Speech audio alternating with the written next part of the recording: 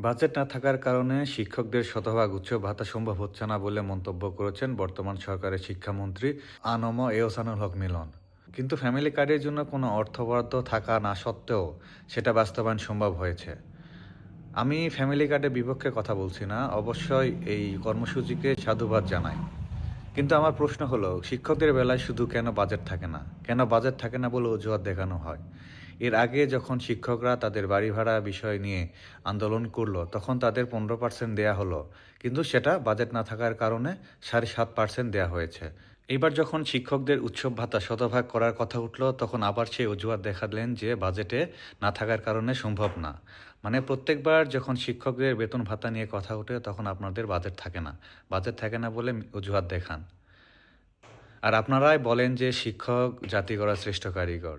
কিন্তু প্রত্যেকটা বার শিক্ষকদের সাথে আপনারা বৈষম্য করতেছেন। প্রতি ক্ষেত্রে তাদের বৈষম্যের শিকার হতে হচ্ছে। এই বৈষম্য থেকে কি শিক্ষকরা কখনো মুক্তি পাবে না? বা সরকার কোনো পদক্ষেপ নিবে না?